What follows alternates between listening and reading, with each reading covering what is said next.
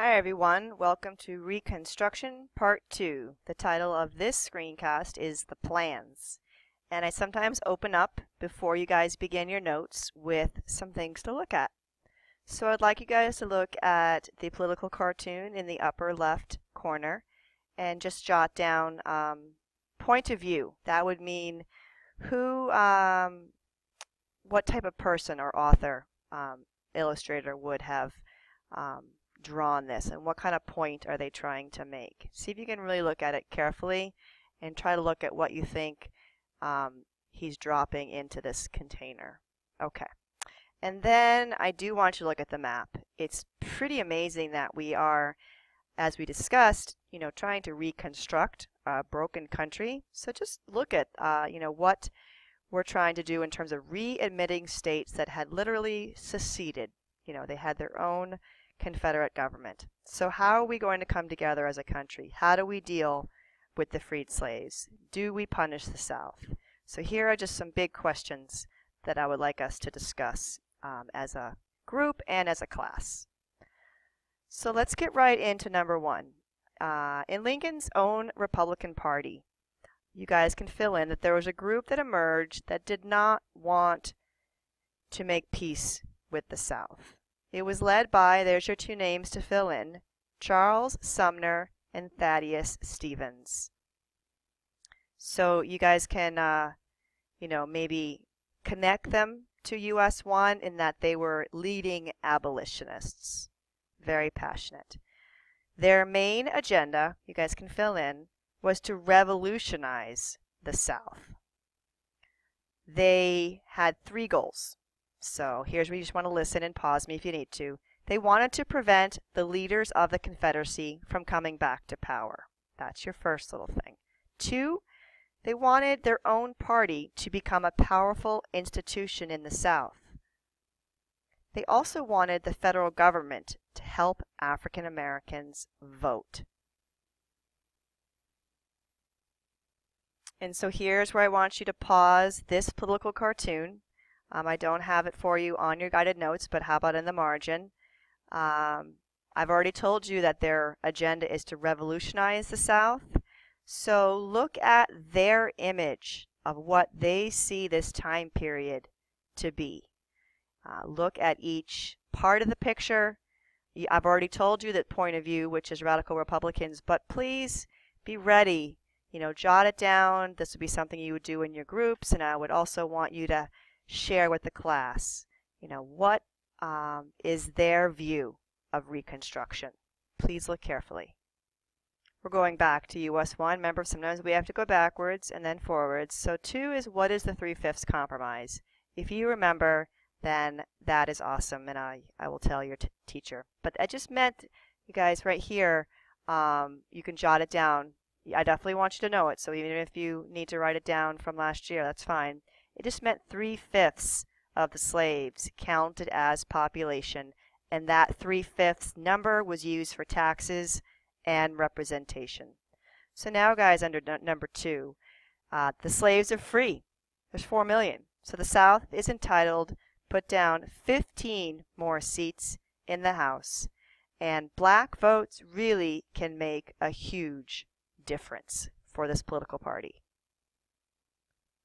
So before we move on to another group, I want you to really kind of feel out who these radicals are. Can they actually keep control of Congress, now the Civil War is over? So they will need, you guys can fill in, the African American vote. And I'm going to backtrack a little bit live. And this should be something that you saw last year. If not, then it's part of the abolitionist movement. So you guys can put down that many Republicans had been abolitionists before the war, and they believed in, you guys, sometimes I gave you bullets to put down in your notes, it's right there, political equality regardless of race. So extremely radical for the time period. I am on number 4 now.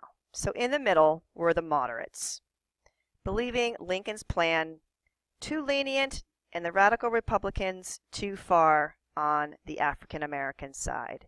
So they introduced here a Wade-Davis bill, which I have actually a draft of there pictured on the right. So they introduced this bill, which required, you guys can fill in, a majority of adult white males to take an oath. I'll just put that out there, that a majority is a lot different than 10%. Then please fill in, guys, that each state could hold a constitutional convention. They had to abolish slavery, reject all debts from the Civil War, and also deprive Confederate officials from the right to vote and holding office. So that's all pictured in that draft on the right. So you guys can, before we finish up, yeah, as we're going through number 4, remember Lincoln didn't want to punish the South. So you guys can put down that Lincoln blocked this bill, believing a harsh peace would be counterproductive. Remember, his main goal was unity.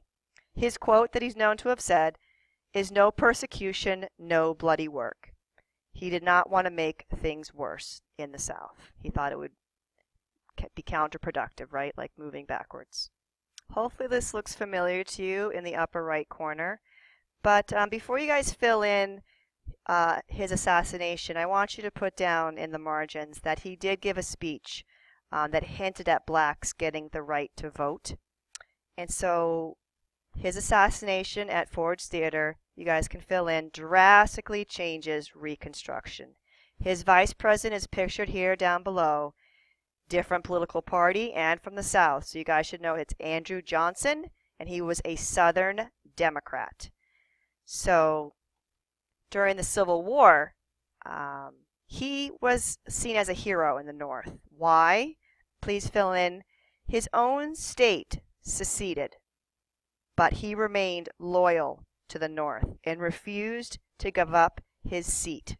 So he kind of showed some nationalism, right, in a time of secession. So he's a Southerner, but he has followers in the North. So guys, here's what you guys can fill in for number 5. I'm wrapping up soon. His plan's called the Restoration Program, and he offered to pardon all citizens. Sounds like quite different than Lincoln. But they had to return their property. Oh, they have to return their plantations. And he did exclude officials and officers of the Confederacy. So he especially went after, here we go right here, guys, the planter elite. So you guys should know that he truly believed they had caused the Civil War. And he made them apply for individual pardons. So that does sound kind of harsh. So it's really those who had $20,000 or more in property. Those are the people who own the slaves. You guys should know that, remember, the majority of Southerners did not have slaves. They couldn't afford them. He issued, guys, I have down here, a proclamation. So it's for North Carolina. That becomes the model for future states. And you guys can put down the following things. To rejoin the Union for this new president, each former Confederate state had to have a constitutional convention. They had to revoke their ordinance of secession. They had to ratify just the 13th Amendment, right? So they'd abolish slavery, and they had to reject all debts. I leave you with this thought. What would happen if former members of the Confederacy were elected to Congress? Well, there he is pictured on the right.